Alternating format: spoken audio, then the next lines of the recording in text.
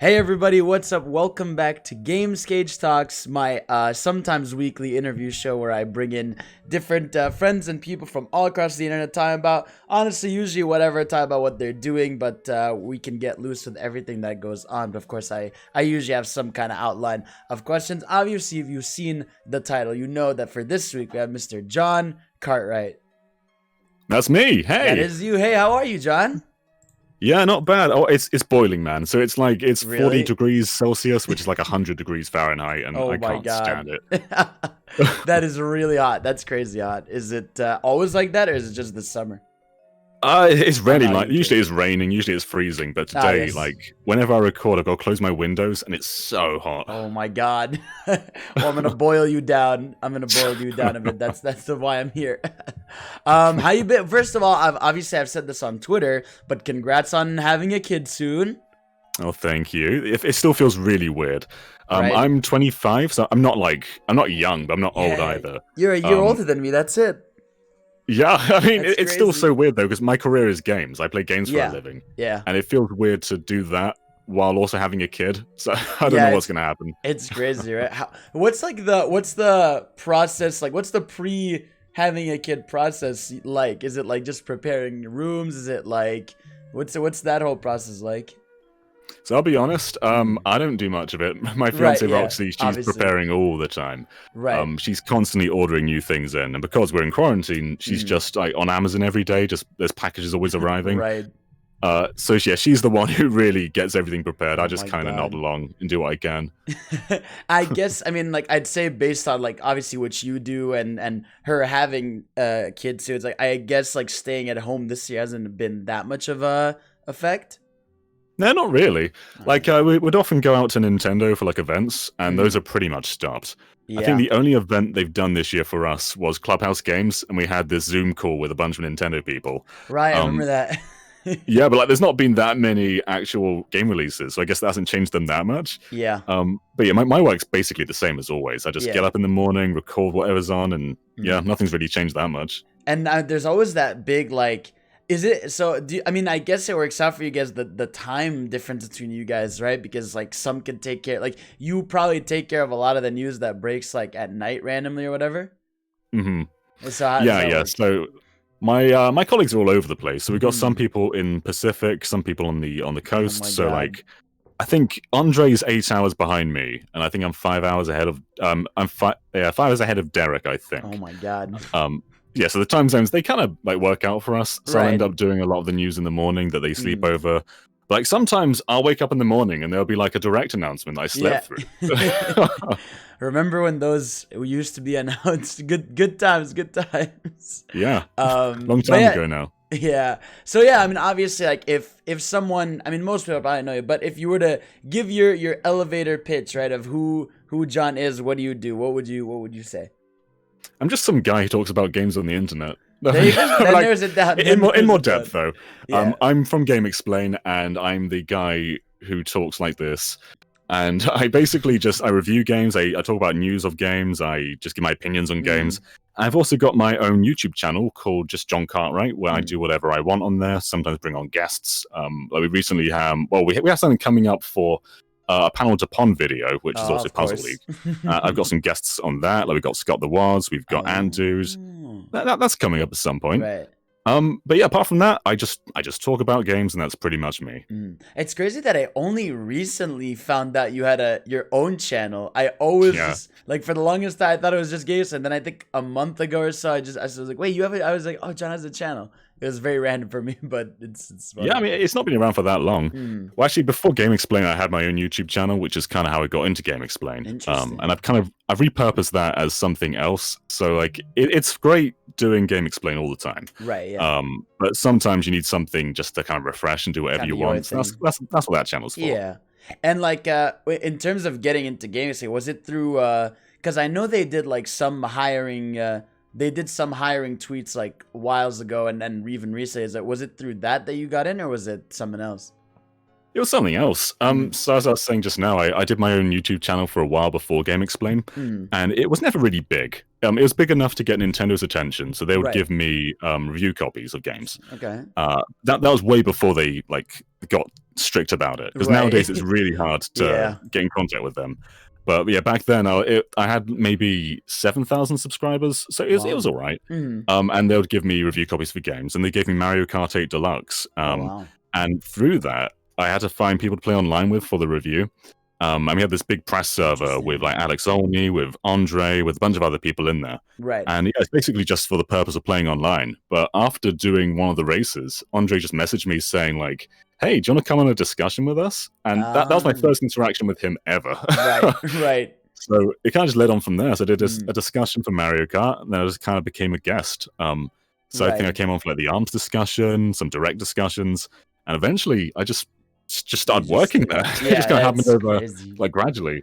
Were you like a fan of GameXplain before that, or like were you watching This their is where I say content? it now. I hated them. Yeah, but no, I had destroyed it.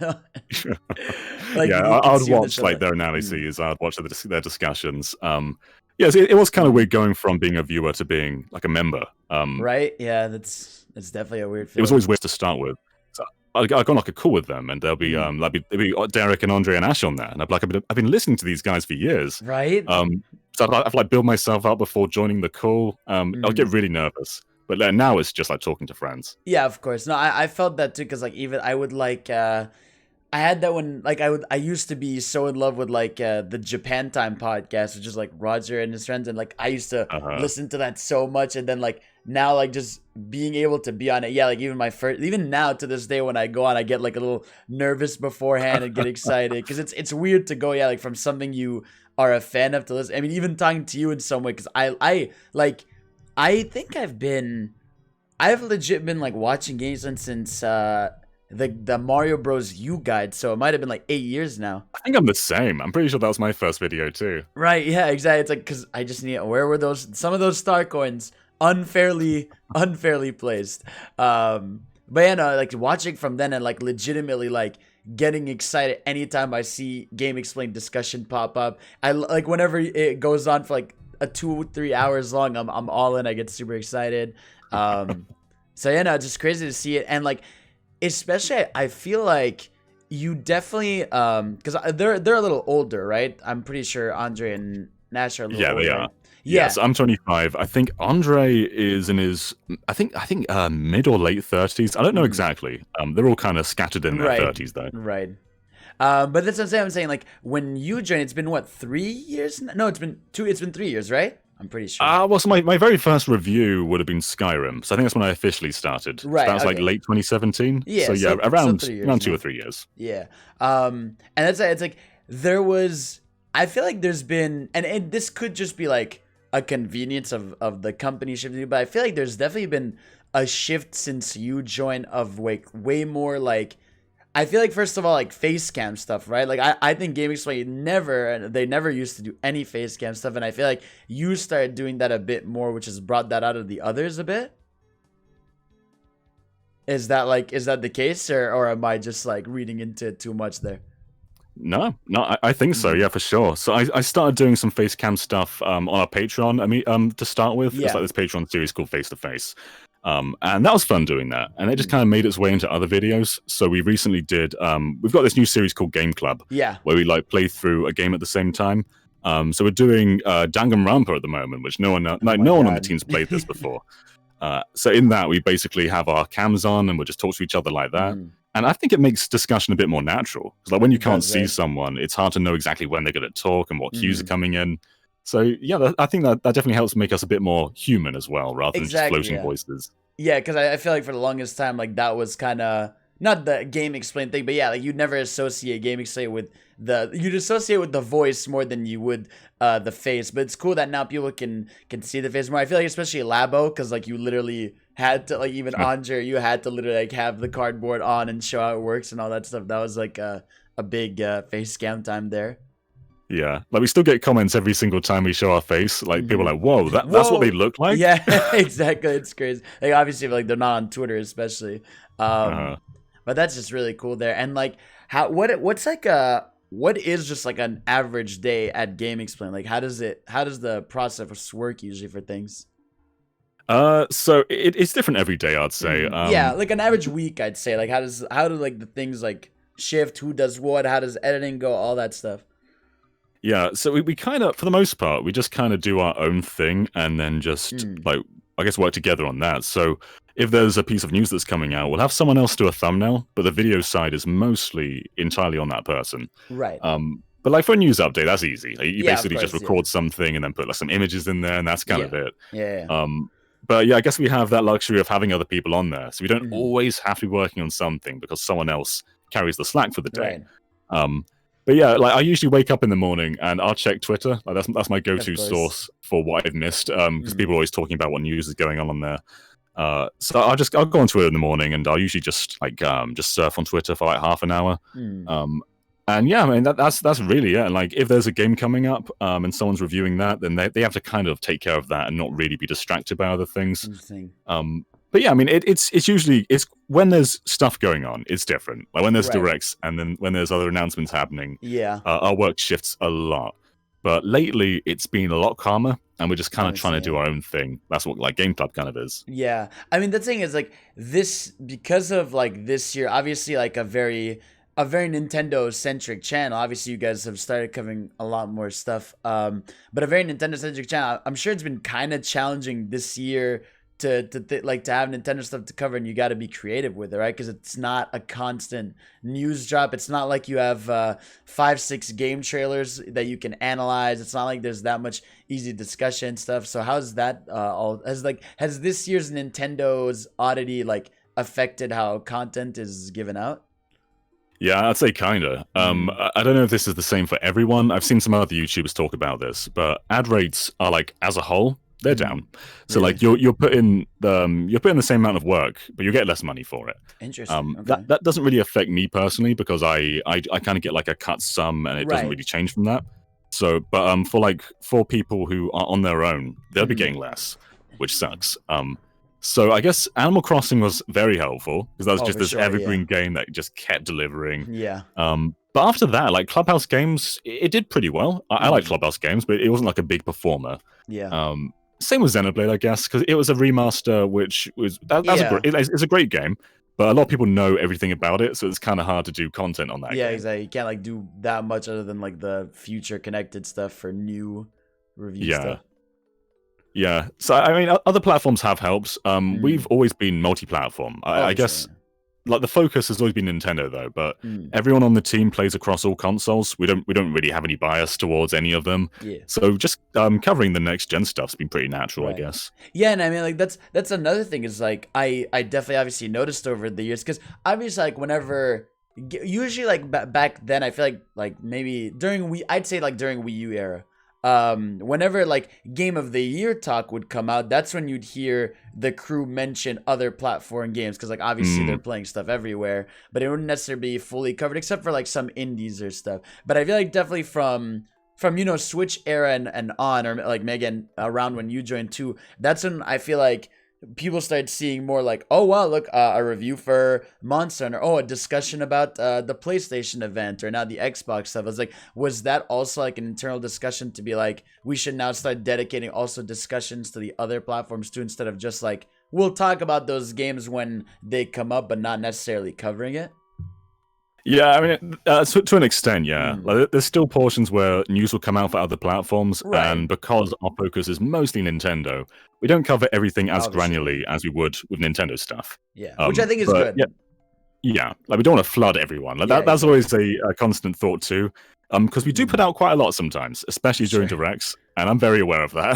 Like, I don't want to flood everyone's inbox with just videos upon videos upon videos, and we got to slow down sometimes. Right, yeah. No, for sure. It's like, yeah, I mean, that's kind of the benefit of being a Nintendo centric channel that covers other stuff is that you can just loosely cover the other stuff. You can just do a conversation about it or cover like the big news that comes out of it. So I guess that's like been really useful. Yeah, for sure. And it's been interesting too. Like just as someone who I go on Twitter and there are people out there who are so passionate about PS5 and Xbox Series X. Right. I'm more of someone who I'm anticipating them, but I'm not going to die for them. Exactly. No, I'm exactly with you there. Like excited for the prospects of next gen games, but it's not like it doesn't feel like, oh my god, this is a massive new step forward. Yeah, and I kind of like having that angle because it lets you be open about both platforms and what's good and bad about them. Like I think Xbox is doing some really interesting stuff at the moment with like xCloud, sure, Series yeah. S. Like that's opening up so many avenues for what they can do. Whereas PS5 is just kind of PS5. Like, Yeah, that's exactly. it. Yeah, like very The games carry yeah. it, but Yeah. like the console itself is just this stationary price, and I think it's gonna be really interesting to see which one actually comes up on top.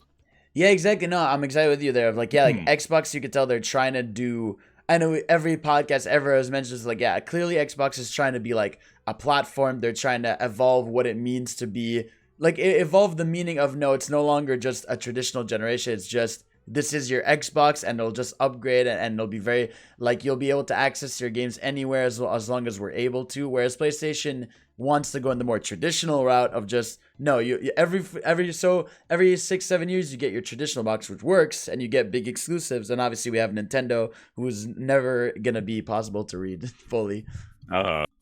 Yeah, and like Xbox, they do have to show more first party stuff. For like sure. Fable for one is huge, but they didn't show it. Like, Yeah. they've got to show gameplay. Exactly. And like Game Pass is crazy value. So yeah, I'm really excited to see what happens with them in the future. No, I'm totally with you. I'm really excited for this stuff there.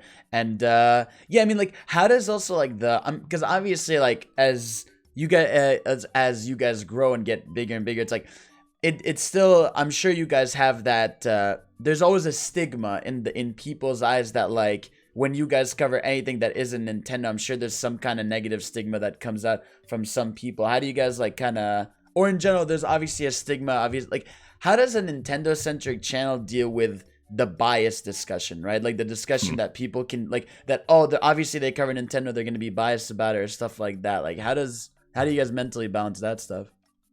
Yeah, good question. I mean, there's so many comments that we get, and the way I see it is, I get comments if I'm positive about Nintendo, I get called a fanboy. If I'm negative about Nintendo, apparently I hate Nintendo. So you can't win either way. People. Yeah, like whenever I talk about Xbox, I get called an Xbot by someone. Like, I swear, there's just some people searching for comments ready to start like a flame war. That's insane. But yeah, I read the comments, but I try not to like get hurt by any of them because you know they have their own perspectives, and that's fine. But yeah, I mean, whenever we talk about other platforms, people do speak out. They say like, "Isn't this a Nintendo channel? Where's the Nintendo content?" And like, they'll get the Nintendo content when it arrives, but now it's PlayStation time or whatever. Yeah, exactly. Like you can't like obviously again, there's not much going on. It's very hard to. There's only so many times you can do a Nintendo Direct prediction video of predicting. Yeah, especially for one that doesn't exist yet. Yeah, exactly. Yeah, I remember when we were all when you guys did it for the Nintendo Direct mini rumors that were popping up, and then it ended up being the 8-minute partners showcase. Yeah, I mean, at least we got at least the Direct was true, but yeah, we got the content entirely wrong. Exactly. No one could have predicted WWE 2K wrestling, but we all should have deep down. You should have seen it coming. And like are there any like what's been like the in general, like I'm sure like there's been a definite like, because I feel like covering Wii U era of Nintendo is definitely like mentally like challenging stuff. Has it been just fun covering the Switch era where it feels like there's a constant feed of positive news everywhere? Yeah, I guess so. Yeah, I mean, I wasn't really here for GameXplain's Wii U era, but from what I've told, like from what Andre said, he feels like the Wii U kind of saved GameXplain, because no one else was covering the Wii U in that era. Yeah, like, at least not to the depth that GameXplain were. So I think that's kind of how they found their audience. But I think I joined around 700,000 subscribers. I think that's when I came on. And we're now at like 1.3 million. So it's more or less doubled since I've came on. That's insane, yeah. And that's the Switch era. That's just the power of the Switch. Exactly, yeah. Yeah, so it is fun for the most part. I always feel like Nintendo's first-party games on the Switch are so good. Like they're some of the best they've done. And whenever a new release comes out, it's just great to be able to cover them, especially the evergreen ones. Because there's always stuff in Animal Crossing to do. There's always like when Splatoon was bigger, it was always fun to just cover all those updates and just do the Splatfests. Sure. So yeah, I mean, it has just been and Smash is the huge one. Yeah. it's crazy to think that Smash came out 2 years ago. It's crazy, but, right? Yeah. we can still do a video about it, and it'll still be our best performing video of that month. Anything Of course, Smash. yeah. Yeah, no, of course. Like, Yeah. if you pop in a character prediction video, just people love that stuff. I love doing that stuff. Yeah. There's just I something about want it to do that's more fun. of that. Like, Oh, I for don't think sure. we've done a Fighters Pass 2 discussion yet. At least not for like who was going to be in there. Oh yeah, I redid one recently because like after Min and obviously everything that went down and like having new premium me costumes that could indicate like it's like I feel like this is definitely a good time to do an updated character prediction discussion. For sure. I always like predicting characters that aren't like the big fan favorites, Of course, because you get so yes. many people who Exactly, are yeah. like, let's bring on. My mind's blanking, but I know Shrek. Oh, for sure. And I like going for the weird ones. Like yeah. one character I want is like II from Monkey Ball. Yes. I think it'd be really fun. That'd be really clever. Again, it's like I guess he would have his bounce, he'd have his little roll forward. I guess he'd use I don't know what else. Like pull from the mini games too, like Monkey Flight. You can just open up his ball and start flying around. Like a boxing glove from Monkey Fight, and we need more Monkey Ball content in general. Yeah, we do. It's always good when it's always good when so far you don't see spirits as DL like the random DLC spirits they drop because you're like, there's a chance, there's still a chance. It's really it could break my II dream at any moment. Exactly. And also, yeah, I was gonna ask like for GameXplain, right? It's like, is it like what's been like? Has Animal Crossing been the biggest game on the channel, or has it been like Smash? Like I'm like just a curiosity thing. Like what's like the best game? What's like the biggest performing games on the channel? Yeah, I think as a whole it's Smash, but sure. Animal Crossing's review I think is our best review ever. Really? Yeah, I'm pretty sure that topped it pretty quickly. So like so Animal Crossing wins on the review front. But in terms of everything else, like Smash outperforms Animal Crossing by a ton. That's crazy. Yeah, it's nuts. Yeah. Like if a new character's announced, any Smash video is just gonna do mental. Oh yeah. So yes, Smash is definitely our golden goose. Well, I guess it's because like Animal Crossing fans are like really casual to like to the point where like so many like a mom isn't gonna go and watch the new update trailer, whereas like everyone who has Smash is going to watch the trailer, going to watch every video about it, right? For sure. Yeah, it's kind of how it works there. But yeah, no. And how do you feel in general about like how do you feel about in general like just Nintendo's 2020? Like, what's your like thought on the whole thing? Do you think it's purely COVID stuff? Do you think it was going to be a cruise control year in general? What's your stance on all that? I've thought about this a lot, and it's always easy to criticize Nintendo and be like, "Where are all your games?" But at the same time, they released their sales recently, and they're doing fine. More than fine, yeah. Yeah, as a gamer, I of course want more stuff, but yeah, they are. Maybe it was cruise control because they do seem to be doing just fine. Right. Yeah, I guess COVID's probably affected them to an extent, though, and I think they've said this themselves that it has affected some of their developments. But I mean, their year hasn't been terrible in my opinion. Like we started off with Tokyo Mirage Sessions, that's a great game that not many people really played. Animal Crossing, their biggest, obviously, it's probably going to be the best-selling Switch game at some point. I think it's the second at the moment. Yeah.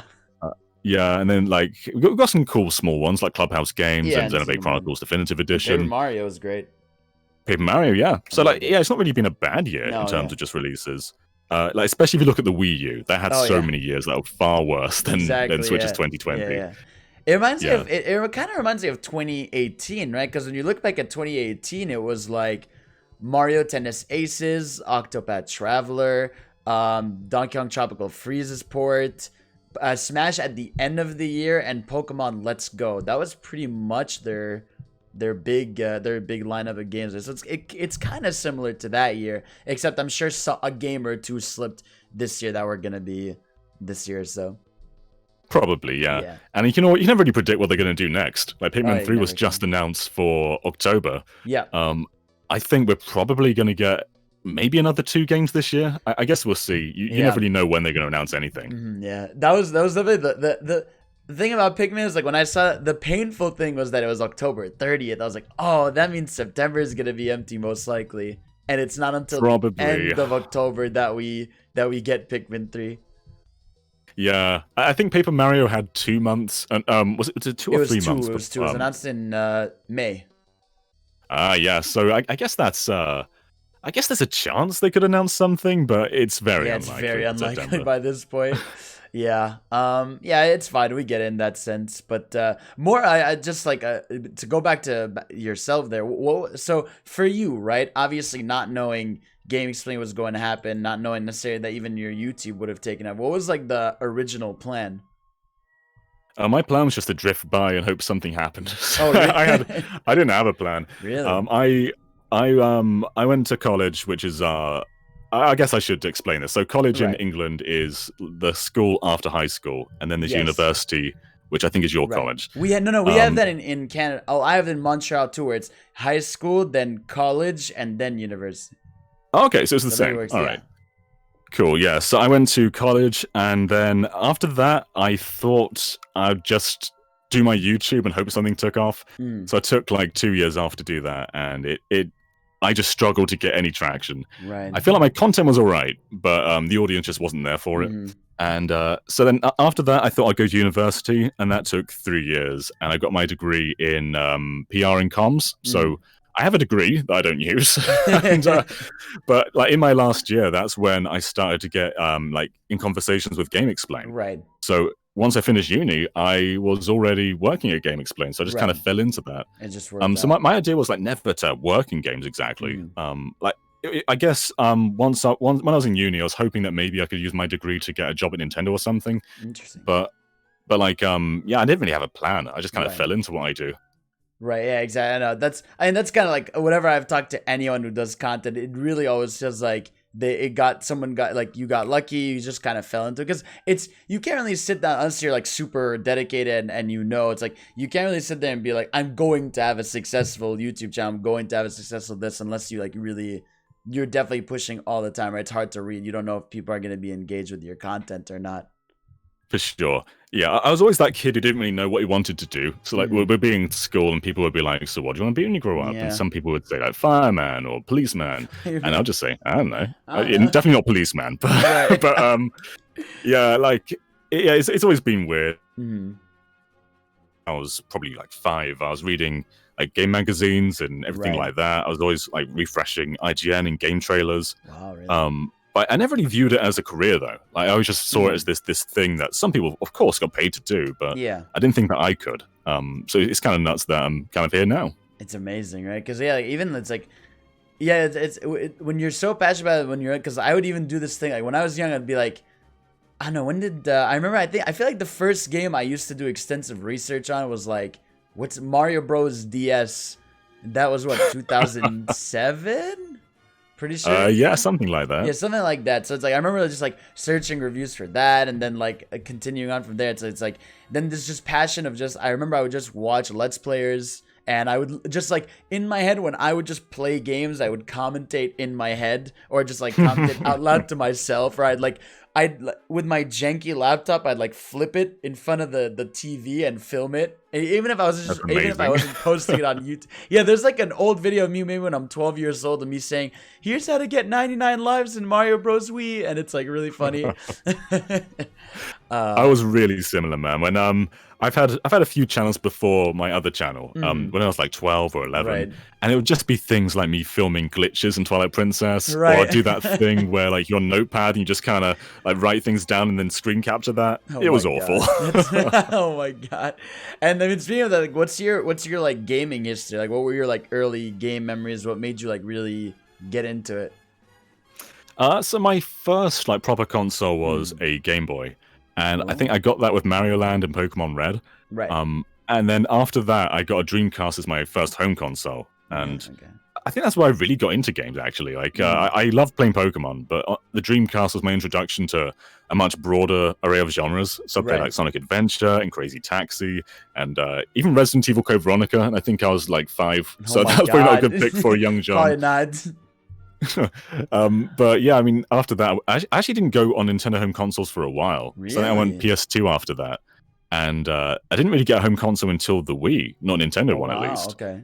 And the Virtual Console was just my realm to like really get into Oh, Nintendo's that's really history. cool. I remember like I got a Wii with Twilight Princess and Wii Sports and Banana Blitz, and I remember playing through Twilight Princess until like 1 in the morning. Oh my And god. I actually went on to play the NES Zelda game, like while playing Twilight Princess, and I loved it. It's just this realm to Nintendo's longer history. Yeah, And, exactly. I played so many classics on the Wii. I played like Link to the Past, Ocarina of Time, Mario 64. Oh yeah.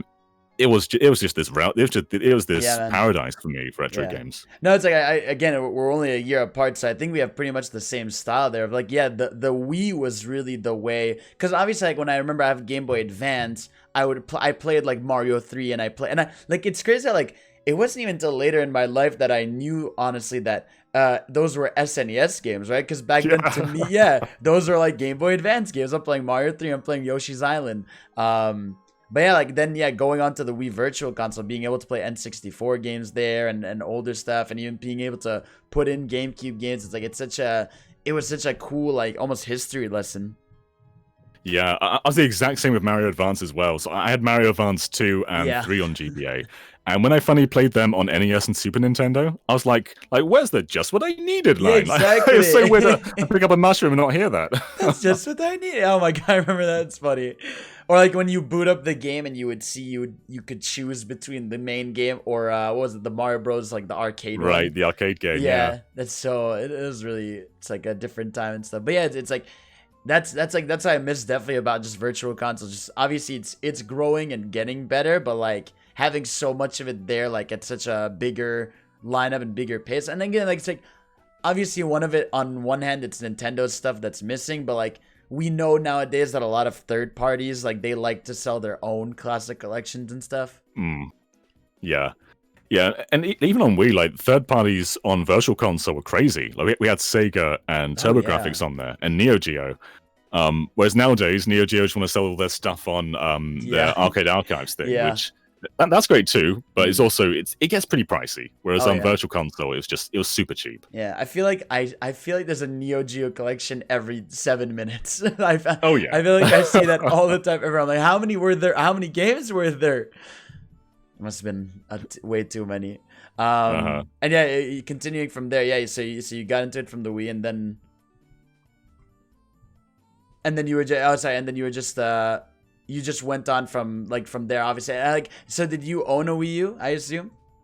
I did, yeah. So after the Wii, I was pretty much hooked on Nintendo. Like, Virtual Console's history just got me hooked. Right. So I'd get a DS, I'd get the Wii U, I'd get the 3DS, and since then I've not missed a Nintendo console, and I've pretty much gone for like every major first-party game since then. Yeah, it's crazy. Again, like as you get it's just like when you get older and you're part of that ecosystem, you just like kind of drown into it. I was just like now you even if you're not too into it, you want to give every first party like a shot. You want to try it. You want to like jump into it. I mean, we're seeing that a lot with like just the Switch effect now, right? Where people are just buying every first party just because they just want a Nintendo game. Yeah, and I was definitely that kid for a while who just played like Mario, Zelda, and Pokemon. Right. It was Smash Melee that got me into everything else though. Like I remember, my friend had a GameCube, so I played the Melee around his house a lot. And that's just my introduction to it. It's like, who's the Ice Climbers? Who the hell is like Samus? And so I love when there's a character in Smash that I'm not familiar with, because that just gets me like wanting to know who they are. I want to explore their games. Yeah. So with Brawl, I never played a Metal Gear game before Brawl. And I think the first one I got was Metal Gear Acid, which isn't reflective of Metal Gear. That's a horrible I hated it. I thought like, this is Metal Gear? This isn't what people are hyped about? Yeah. Oh my god! But then I played Twin Snakes, which I like. Good. Some people don't like Twin Snakes. I quite like it. It's a good game. Yeah. Yeah, even like for me, when I think of Smash, it's like I think it was. I didn't even know. I thought Ice Climbers and Game & Watch were like Smash original characters. It wasn't until like I didn't even play Ice Climbers until like the 3DS Virtual Console. Yeah, you're not missing out on much. Yeah, Ice Climber, it's not a great game. It's not. It's definitely not a great game from what I've played. And yeah, Game & Watch I have like the only Game & Watch I have is like the one that came with Club Nintendo. I don't know if you have that one, which is like a really weird item to have. Yeah, I didn't get that one. I grew up with the Game & Watch Gallery games on Game Boy, so it's like it kind of remakes some Game & Watch games. So that's kind of my portal to Game & Watch. Right. But I've not really played like a proper LCD Game and Watch game. Mhm. Oh my god, yeah, me neither. And like, man, I just like thinking of like Club Nintendo, like that was it's such a weird era. It's something really cool that like I almost just wish Nintendo just dropped merch like that just to buy now, right? Yeah, I mean, at the time, we all kind of complained about it. We're like, Yeah. oh, you really got to get this many points to get this. Oh my And then you god. take it away and you miss it. And like I remember I remember just going into stores, opening like placeholder boxes and just taking the codes that were in it. It was a very mean thing to do, but I remember doing that because especially when I knew they were gonna close soon, I was like, okay, I need to rack up a bunch of these. Diabolical. Oh my, I'm very evil move. So like there was once I opened a case for Heart Gold DS and I saw the game inside. I'm like, I'm not gonna be this mean, okay? I'm just gonna take the code. I'm not gonna take the game. I'm gonna leave it there. There's still some moral high ground there, then. Exactly. There's some morality in there. But yeah, no, it's like, and in general, like how, like what's it like in general, just working with a team on content, right? Because like I do my stuff, right? It's solo and it's very different, right? Because I can like plan amongst my own schedule and do all that stuff. But like, is it like you said? I know you said you do your own stuff, but like, are there like meeting calls you have about things you're gonna cover, or is it like, how does that all work? I think the big highlight for us is we don't have one person just covering everything. So I guess if a game's coming up and it's not really to my taste, I don't have to like force an opinion on it. Right. Like I'm not big on, let's think of a genre. I'm not big on, I don't know, like racing sims. I'm not sure anyone on the GameXplain team really is big on racing sims. That's really a bad example. But like, if there's a game coming up like that, someone else could just cover that instead because that's more to their tastes. Right. Yeah, so I think that's the big thing, is we can divide content quite evenly and make sure that the right person is covering it rather than just giving people something that won't make any sense. Like, no one wants to hear my opinion on some game I don't care about because I have no interest in it anyway. Yeah. So I think that's the big like pro to working in a team. Yeah, for sure. Yeah, like even I have like my main Games Cage podcast. Like I have like my 4 other friends there, and like that's where I let them talk about like some other stuff that I'm not into, because obviously when I make my own main videos, it's usually like stuff I really care about, because as much as I enjoy Xbox and PlayStation stuff or whatever, it's like it's not enough for me to like a whole edited video about it and stuff. Obviously there's some I'll do it for, but not like necessarily all of them. Yeah, I think actually a good example, I like Kirby. I don't love Kirby though. I think Kirby's a great character, but like Star Allies for me was only okay. I didn't love it. But that, most Kirby fans, even as me, like a big Kirby fan, I'd agree on that one. Like, I love Robobot though. Robobot on 3DS was so good. Oh yeah. No, I mean like Kirby, it's like that's why Star Allies was such like a disappointment, because like every series has been getting one of their best games on Switch, and Kirby just got like, here's the 4th 2D. Same art style platformer, and this one is like the mechanic is not actually really that fun. Yeah, that's the thing. I mean, it felt very safe, whereas most other Switch games were getting these big, like Breath of the Wild and Odyssey games, and then you just get Kirby again. And yeah. And it's like it's such a small thing, because I'm usually not like a frame rate snob or stuff, but like I feel like a platformer on Switch should run at 60, and that game was like barely 30 at times. I remember you guys were covering how the menu was 60 FPS. Oh yeah, that's right. But there's some reason the game was like sub 30 at points, like when there was a lot going on, which is weird, because you'd think a game where they'd optimize it for a game that's meant to be like you always have these partner characters and stuff on screen. Like it did look good. It was visually quite nice, but still, like you expect something a bit more than that. Yeah. Hopefully next one. I mean, they did say that they want like their next one to be like the most like their biggest, like their best one yet. So I mean, obviously every company is gonna say that, but I hopefully because they're saying it, which they did not say before. I'm more excited for it there. Yeah, maybe it's time for 3D. Maybe. I mean, isn't that weird? Like Nintendo's like they're definitely. I mean, they're very picky about doing 3D platformers nowadays, right? Other than Mario. Yeah, it's weird. Like the last 3D Donkey Kong was the only 3D Donkey Kong, being 64. And Kirby's had some experimental ones. I think the 3DS had some eShop ones, and I think maybe Robobot had a mini game or something. Right. But like we've never had a proper 3D Kirby though. Yeah, and yeah, it's like it's definitely. Yeah, I obviously understand like 3D is like a hard. It's clearly a very difficult thing to do. But I feel like Nintendo obviously could nail that, and I think it would just bring like a new perspective. Cause like, yeah, it's like 3D brings like a sense of exploration you could do. You could have so much more like and, like Kirby, especially with what character he is and all that stuff. That would be so cool. But maybe one day we'll see. I don't know. It's the one thing that I feel like I wish they would mess with 3D more because they do it with like Luigi's Mansion, I guess, and I guess technically Paper Mario is 3D in some way. Mm-hmm. But yeah. Yeah. I guess Switch, for the most part, has been pretty good about most of their big games being 3D. Like, we get some platformers still, like side-scrollers. Sure. But like Splatoon and Breath of the Wild, Odyssey, like most of the big games are 3D now. Yeah, exactly. And in general, I was gonna ask, like, what's your favorite type of GameXplain video to do? Is it the discussions like everyone loves? Is it like the analysis when you do them? What's your favorite kind of video to make there? Mine's probably the discussions. I love, especially after a big event. I love just getting out there, getting everyone's opinions out on there. And it's especially it's fun when it's something that isn't safe. Like, right, yeah. Like let's say like a new Star Fox game's been announced and it looks weird. I'm for that. I love it when games look weird and it makes the discussion more interesting. And like yeah, I mean, I also analyses can be great too. It depends on the game though.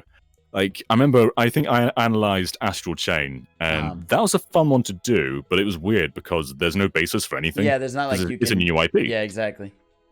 Yeah, so if it's like a new Zelda game or something, that can be fun, but it's also exhausting because Andre goes crazy with like Breath of the Wild and Mario analysis, so... Yeah, I'll never forget that because obviously that was a big deal when like the analysis for Breath of the Wild was what, like 2.5 hours, something like that. Yeah, I remember seeing that and be like, oh my god, I don't know if I can like watch this. And I mean, I think I was just gaming and I left it on next to me and just like leaned over because I was like, I cannot just watch this straight up for 2.5 hours like a movie. Yeah, even I'm like that sometimes. I'm just like, oh my god, how did you do a 1.5 hour analysis for Mario Maker? You crazy man. He's insanely amazing, which is great. Yeah, I mean, yeah, you got to commend him for it. And no one else is gonna quite go that far. Exactly. Yeah. That's I mean, that's in general what I love about like GameXplain. It's always just been that very, like it's always just felt like a very genuine place. Because like I've never thought of you like of your reviews or anything as like biased for any of you or biased because like you guys have had like GameXplain reviews that I disagree with or that I really love. It's like you guys are pretty. And it's like I've never liked that argument that a Nintendo channel is obviously going to be biased. It's like no, usually they're also going to be critical, right? Because they know like they cover these things so much and talk about it so much that like they know it more than others to see like the flaws and issues with things, right? Yeah, I always feel like the fans are always the hardest audience to please, and we're definitely we're very big Nintendo fans. Sure. And like we definitely don't just give everything a positive review. In fact, I think for a lot of games, I think we're actually on the more negative side. I remember Mario U Deluxe, we gave a pretty average review. Yeah, I remember that. Yeah. Even Breath of the Wild, that's one of my favorite games of all time. But Andre gave it, I think, I liked a lot, which is still a good review, but people wanted it to be like the best review ever. Yeah, and it wasn't that for him. No, yeah, no, it's like that's definitely it's like that. I mean, that's also why I really like that you guys don't put the number. It's like because I always found that was the one thing back then I didn't like too much, like the star rating, right? Which is like such an old school GameXplain thing, right? Because first of all, doing things on a 5-star scale is like very iffy in general. Because like then people try to translate it and be like, well, if you're giving a game 3 out of 5 stars, that's like a 6 out of 10. It's like, nah, it doesn't translate the same way. It's really weird. They still try and do that. Like, we'll give a game a mixed, and they'll say like, well, that means it's like 5 out of 10. And I think I even said in it's one of my most recent reviews. I can't quite remember what it was now. But I even said like I gave the game a mix, and I was like, literally take that at face value and don't try and translate the number because a mix means that I like it, but there's also things I don't like about it. Right. And if they're balancing quite evenly, that's when I'll give a game a mix. So like, don't always try and translate these numbers. They just kind of mean what they say they mean. Yeah, it's because it's like it's difficult, right? Because like, would you outright get rid of even those terminologies as a review, or do you like them? Like, do you like having them? Yeah, I feel like it's kind of a necessity because you Mm, always get people out there who will just skip to the end of a review to see what you right, think about it. right, And if you don't do that, then I guess they won't watch. right. So, yeah, I mean, in an ideal world, I'd rather people Just watch a hear your review and yeah. take what you're saying Mm, as your opinion rather than summarizing it as just a number or a phrase. right. But that's not going to work for everyone, though. Yeah, exactly, for sure. Like, yeah, like I do that because I'm fairly small. Like, I just kind of my review will literally just be me talk about the game the entire time, and I'll be like, "Hey, those are my thoughts on the game. Thank you for watching." Blah blah That's blah. great. I love that. Yeah, I really like that because it's like because then people won't have to analyze what word I'm using, what thing I'm saying there, and it makes things better. But yeah, because but I still really do love like that was I remember like that's still such a unique thing that you guys do because it just it sums it up mentally, right? I loved it. I liked it a lot. It's like words you would because I remember back then seeing the discussion about like what the review scale change meant. It's like it's meant to just be how you would present it if you talk to someone. Be like, oh, I really like this game. Oh, I thought it was okay, right? I thought it was meh. Yeah, I mean that's the idea behind Yeah, it. exactly.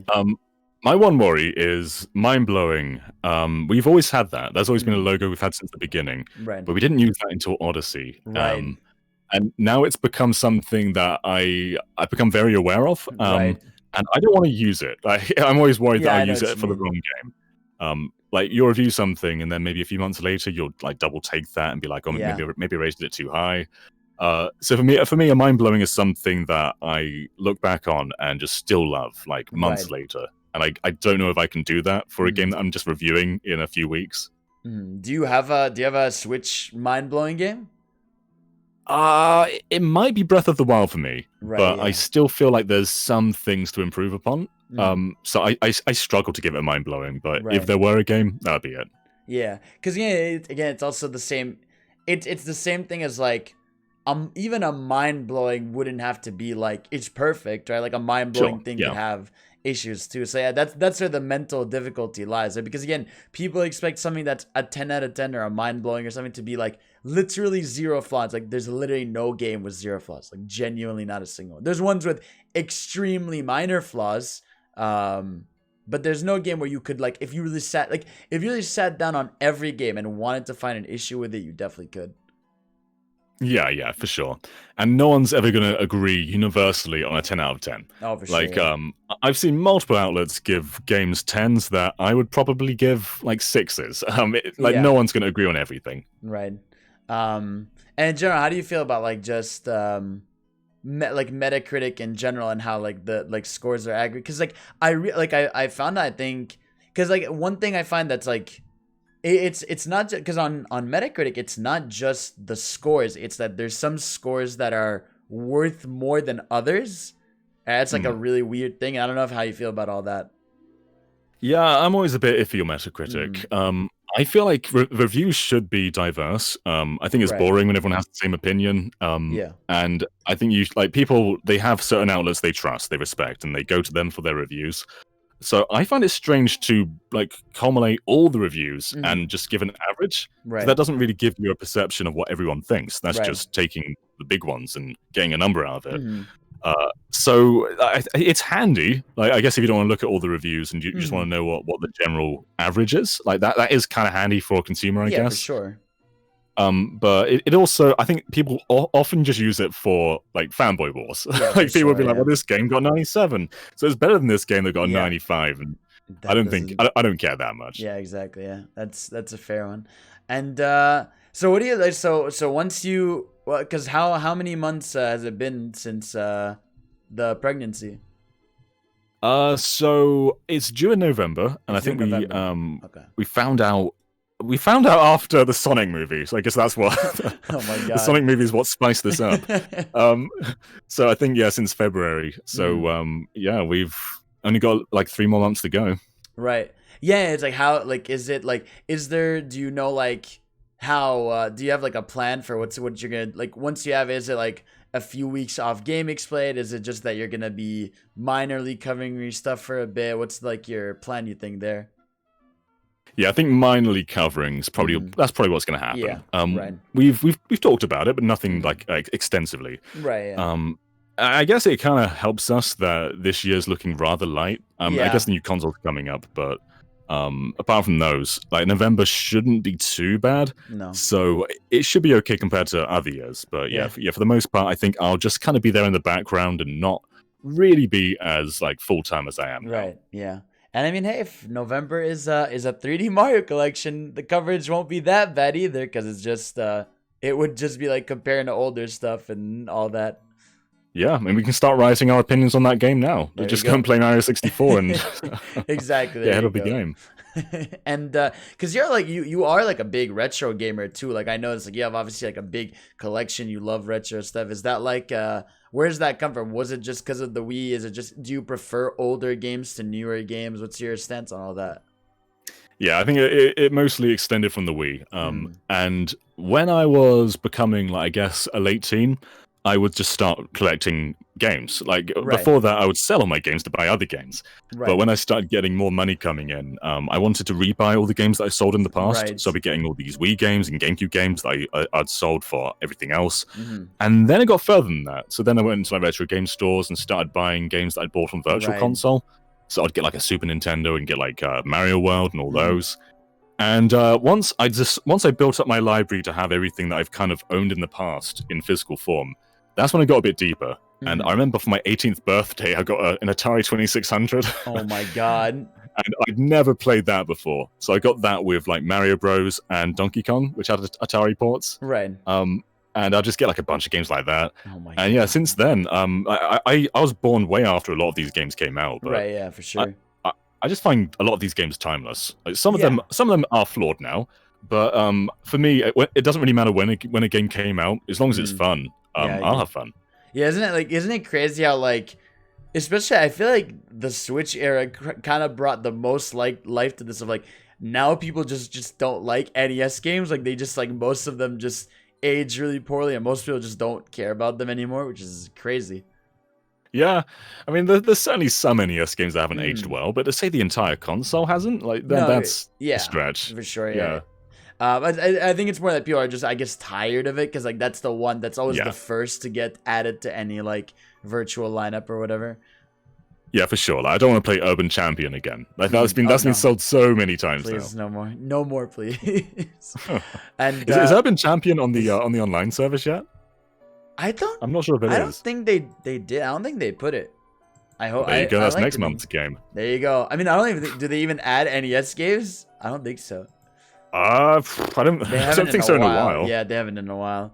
I mean, do you think this September we're getting another upgrade or no? Yeah, maybe. I Yeah, hope maybe so. this is their time. I hope so. Like there's still big gaps. Like Earthbound's not on there. Right. You can do DKC 2. You Yeah. can skip 3. Like, Why so? they're still for sure games. Yeah. But yeah, no, that's always really cool there. And yeah, I mean, like on that front also, like, I was gonna say, what's been like, is so Animal Crossing has been like the big push for you guys this year, I guess. Well, have you like dropped off Animal Crossing, or are you still on it? I come back every now and then, Right. but most of June I accidentally avoided it. So it Right. was part of my routine before that. Like, I'd wake up in the morning, I'll deweed my island, I'd get all the fossils. Right. And then I think I was reviewing something, and I Mhm. just didn't have the chance to play Animal Crossing all the time. Right. And it just fell out of my routine. So yeah, every now and then, since the swimming update, I've tried to return to it, but not Right. quite as frequently as I did. Right. That's like even me. I remember in like, I'd say like mid-April, I was like, okay, I'm gonna try to play at least once a day the entire year, and then like it dropped off, and then like, yeah, when the swimming update came, and I jumped back in a bit. So it's a very jump in and jump out kind of game. Yeah. Yeah, and then Smash adds Small Battlefield. That's Yeah. got me back. I've been playing Smash ever since that came out. Yeah, it's it, man. That's it. It's like, I feel like my most comfort food a Switch game is Smash. Like, that's just the easiest to just go back and jump in and play rounds. Yeah, same for me. Smash and also Tetris 99. That's Oh, just man, it's Tetris 99 is such an amazing. easy-going game for me. Yeah, and it's like Tetris 99 is always just like, I'm just so happy they still frequently update it, because it's just always an excuse for me to just play for an hour or two. It's just so good. Yeah, and I've got my fiance into it too, and she doesn't play games that Ah. often. Oh, really? But before bed, we'll just like pass the Switch over and do a couple of rounds each. So it's a very comfortable game. Right.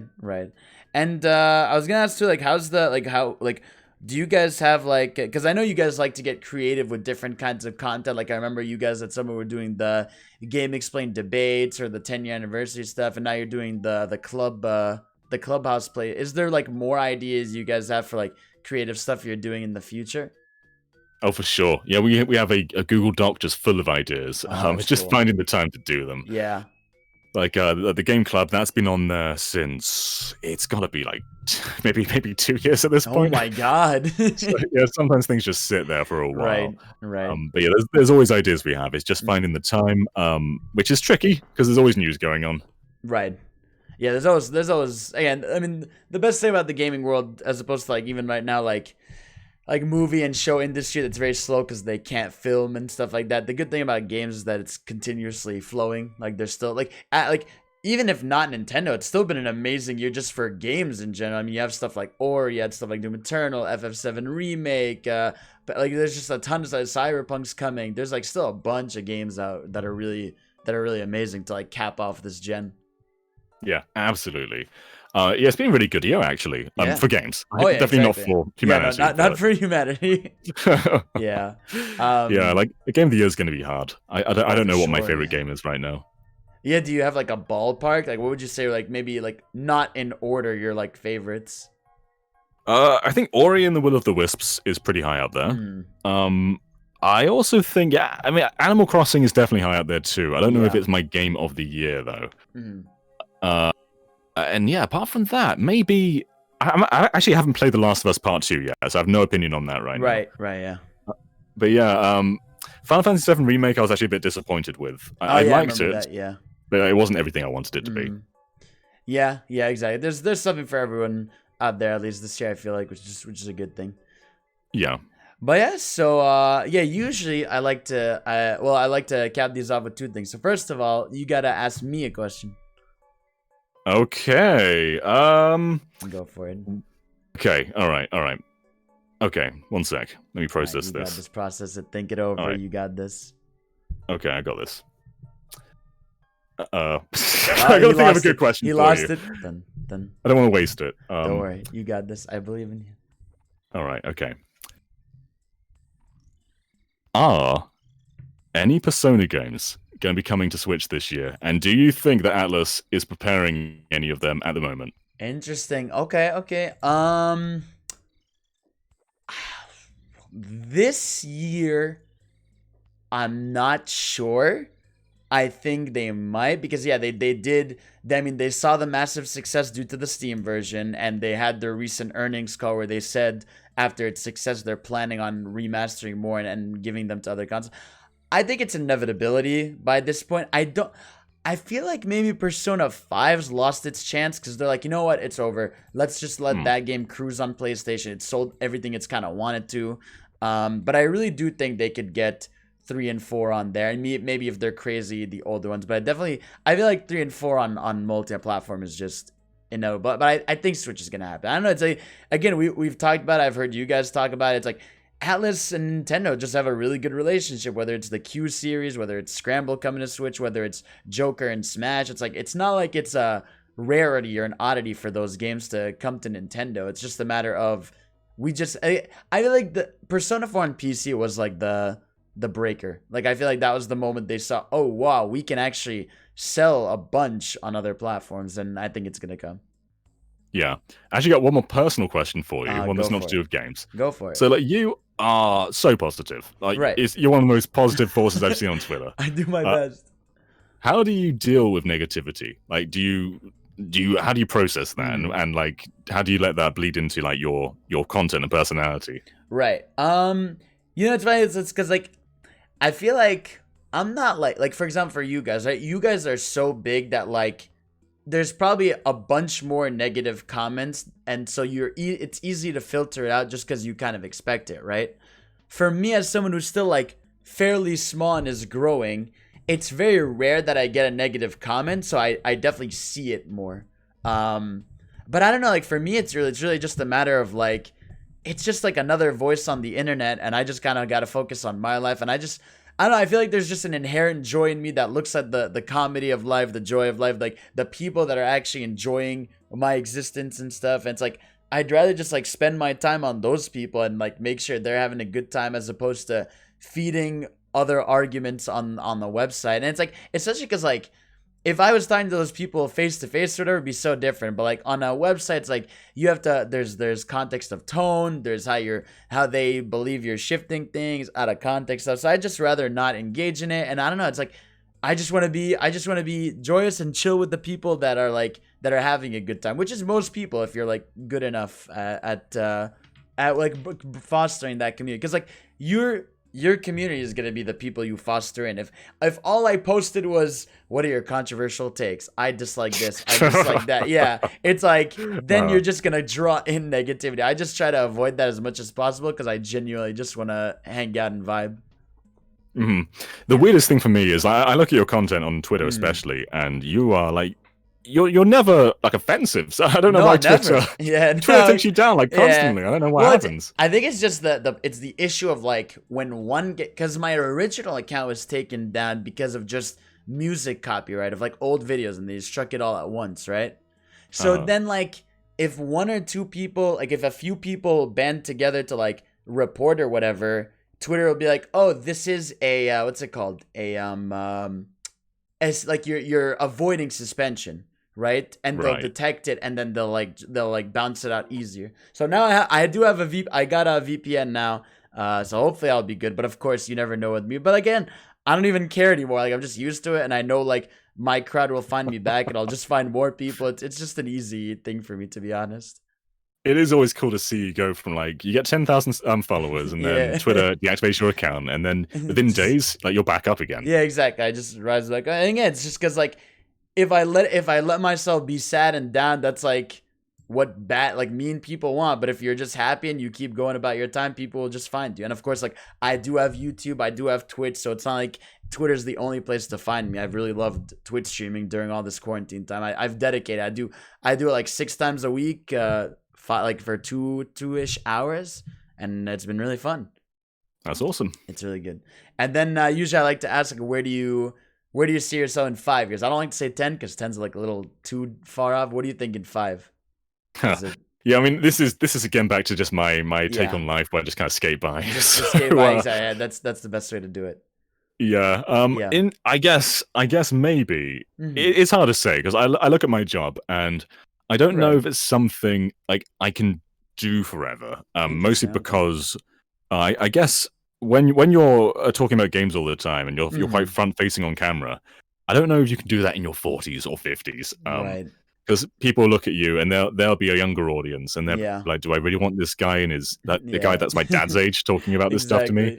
So I worry about that. And I think like maybe because I do have a degree in PR, maybe I could go into some game company and maybe like shift to them. But that's fun in the future. Like for now, I'm very comfortable, and I think that's more a worry than a plan. Like if I'm gonna become too old for this. Yeah, and of course, I mean, in a like the best thing is that you'll have like just massive credentials, right? Like you were writing and saying doing things for GameXplain, so it would not be hard for you to find like another position, whether it's like doing just background PR or anything back end there. So you'll be fine. And of course, I've always said this, right? One of my literal bucket list things before I die is I will be on a GameXplain discussion one day. I have to do it. All right, so we'll make it happen one day. One day we'll make it happen. Because I think like I had like stuff like go to Evo, and I did that. Be on a Japan time, I did that. Be on a panel, I haven't done that yet. And one of them is a GX discussion. So one day I'll make it on there, and it'll be a good time. So yeah, we should have had you on for the Sky Bennett interview we had. It's the and Mithra. I think it's because we weren't like that. Like we were kind of mutuals, but not that one. But yeah, of course, it's okay. I still heard that, and I was very happy there. Good times. Yeah, but we'll make it happen someday. But John, thank you for coming today. Of course, you can quickly. I mean, obviously, if they've been listening to this, they know where to find you. But your Twitter, is there anywhere else, or your YouTube, right? What are the channel names? Yeah, so my Twitter is @JohnComs, and my channel is just youtube.com/JohnCartwright. Perfect. All right, guys. Well, thank you all for watching. John, thank you for coming and hanging out with me and doing this. Very fun. I hope we can chill and even just play Smash or something sometime. Yeah, let's make it happen. Yeah. And we'll see you all next time. Peace out, everybody.